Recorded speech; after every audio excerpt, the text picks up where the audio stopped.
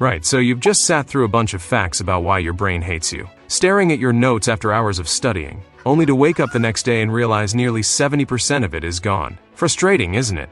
You thought highlighting everything made you a genius, but turns out, your brain just treated it like background noise. Kinda like that Instagram ad you scroll past, instantly forgotten. It's not your fault, it's just science, specifically the forgetting curve. But here's the kicker. Becoming smart and staying productive isn't about some secret genius gene, or spending 12 years in school plus another decade chasing degrees just to end up, well, you know.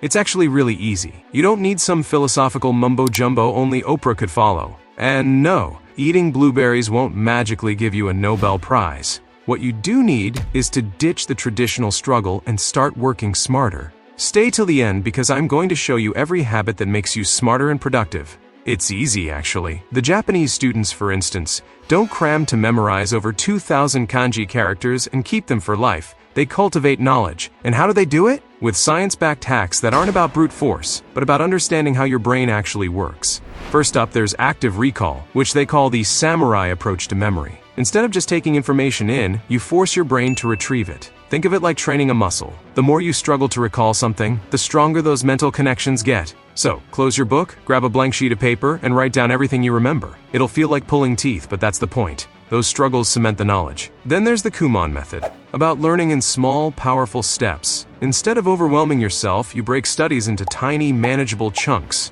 It's about daily, bite-sized learning, reinforcing concepts until they become second nature. It's the same idea James Clear bangs on about in Atomic Habits. Small, consistent improvements compound into remarkable results. So, mastering a little every day instead of cramming helps you develop stronger recall and lifelong habits without burnout. And speaking of consistent, spaced repetition is the gardening technique for your brain. You refresh memories just before they fade, spacing out reviews over time, 24 hours later, then 72, then a week, then a month. It's like watering a plant, you hit it just before it wilts. Combine this with Kaizen, the principle of 1% daily improvement. Even 1% better every day compounds into massive progress, and the best bit? It works in just 6 minutes a day, 2 for active recall, 2 for spaced repetition, 2 for focused practice. No burnout, no stress, just steady mastery. Now, all this learning is useless if you're constantly distracted. That's where deep work comes in. The art of distraction-free focus on demanding tasks. Professor Cal Newport calls it the hidden skill that separates the exceptional from the average.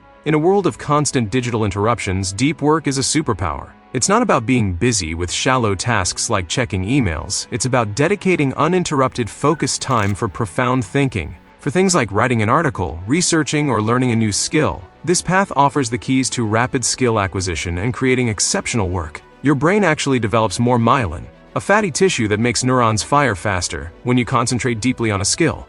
So, trying to learn JavaScript with your TikTok feed open? Your brain's just firing random circuits. It's hard to learn a new skill quickly without intense focus. So, how do you cultivate this focus? You need to embrace boredom. Seriously, most people fight against it, filling every void with their smartphone. But if you want to focus deeply, you need to train your brain not to constantly seek stimulation. Multitaskers, for example, struggle to filter out irrelevant info and become addicted to constant stimulation. Newport suggests not taking breaks from distraction, but taking breaks from focus. Schedule your distraction time, and boredom becomes more manageable. And when you work, remove distractions. Put your phone on silent and in another room. Create rituals, like the Japanese Su, by having a dedicated study space or using the same pen to signal your brain it's focus time. Beyond learning, there's the being productive part, which is easy actually, just a cycle. It goes like this. You get motivated, which makes you want to do work. And finishing work makes you feel good, which then gives you more motivation. The more work you do, the more motivation you get. See? Easy. How to kickstart this cycle? Make detailed to-do lists. Each time you cross something off, your brain gets that sweet hit of dopamine telling you, I finished something. This boosts your motivation for the next task. Just start working. Even if you're totally unmotivated, just do 1 minute of work. Chances are, finishing that tiny bit will give you enough motivation to do more. Don't wait for motivation, get motivated as you work. Make work a habit by sticking it into existing routines. If you always wake up, shower, and then have breakfast, just stick a work session in there.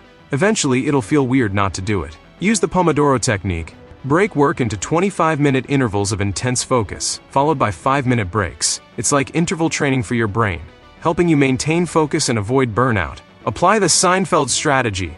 Jerry Seinfeld used it to write jokes. Put an X on a calendar for every day you complete a task. Don't break the chain. The visual chain makes you incredibly motivated to avoid losing your streak due to loss aversion.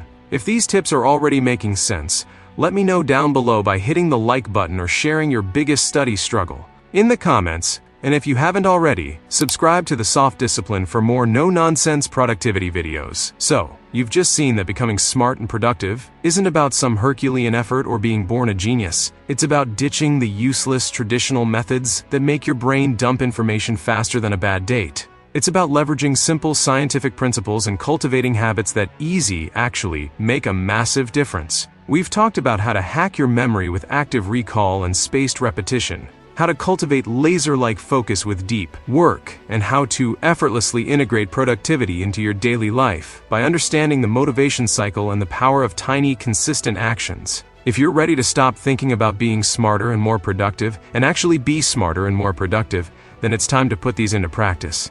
Don't just watch and move on.